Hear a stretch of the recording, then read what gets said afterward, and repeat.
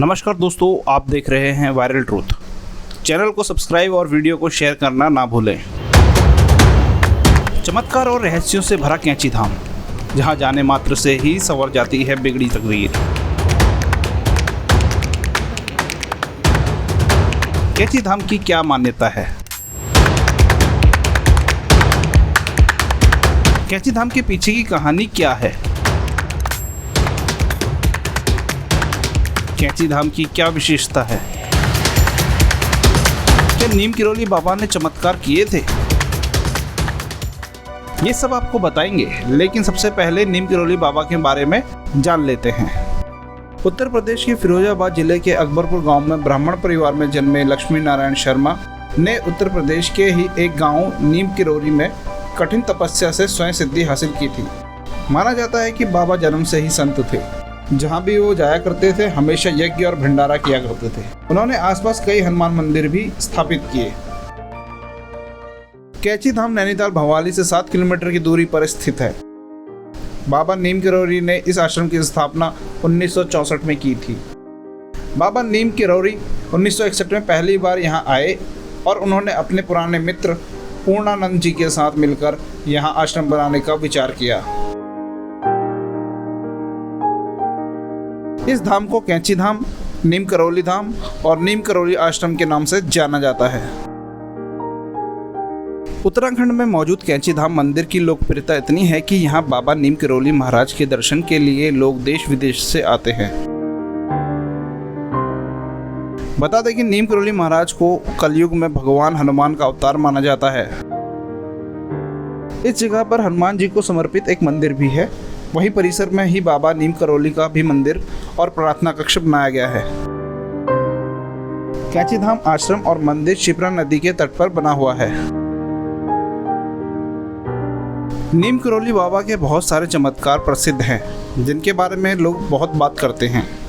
चलिए ऐसे ही बाबा के चमत्कारों के बारे में हम आपको बताते हैं। बाबा नीम किरोली के धाम कैंची धाम में हमेशा भंडारे चलते रहते थे। बाबा के द्वार से सभी भक्त तृप्त होकर जाते थे। एक बार अचानक भंडारे में घी की कमी पड़ गई। बाबा के सेवक परेशान हो गए, अब क्या करें? तब वे बाबा नीम किरोली के पास गए, उनको समस्या बताई। तब बाबा ने कहा, शिप्रा का जल डाल दो, वो क्या घी से कम है? बाबा का आदेश मानते हुए सेवक बगल में बह रही शिप्रा से कनस्तर में पानी भरकर लाए, तो वह पानी घी में परिवर्तित हो गया। ऐसा ही एक मशहूर किस्सा है, जिससे हमें पता चलता है कि नीम किरोली बाबा का नाम कैसे पड़ा। बता दें कि एक बार नीम किरोली बाबा एक ट्रेन में फर्स्ट क्लास डिब्बे में सफ़र कर रहे थे।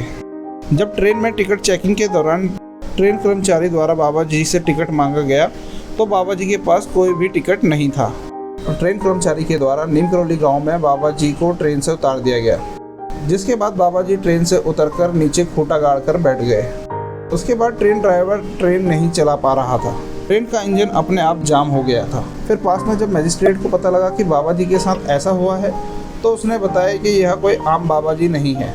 यह ट्रेन तभी चल सकती है जब बाबा जी से माफ़ी मांगी जाए।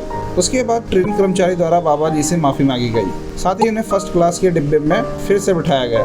बाबा जी के मानने से ट्रेन का इंजन ठीक हो गया और सभी लोगों ने बाबा जी को प्रणाम किया। इसी के बाद बाबा जी नीम किरोली बाबा जी कहलाने लगे। एक बार की बात है कि हनुमानगढ़ी मंदिर का निर्माण चल रहा था, लेकिन वह निर्माण पूरा नहीं हो पाया क्योंकि बारिश बहुत तेज चल रही थी। तब नीम किरोली बाबा बाहर आए और उन्होंने आकाश की तरफ देखते हुए बोला, पवन तनय बल पवन समाना। उसके बाद अचानक से तेज हवा आई और बारिश को उड़ाकर दूर ले गई। इस तरह बारिश रुकने से हनुमानगढ़ी मंदिर का निर्माण फिर से शुरू हो सका। यह सब बाबा के चमत्कार से ही संभव हो सका।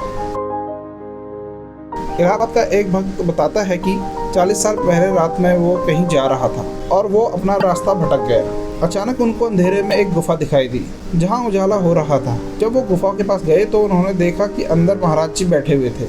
महाराज जी ने उन्हें भोजन कराया और उसके बाद कहा कि तू रास्ता भटक गया है, तुझे उस तरफ जाना है। वे महाराज जी के कथानुसार 15-20 कदम आ गए तो उनको जिस गाँव में जाना था वो मिल गया।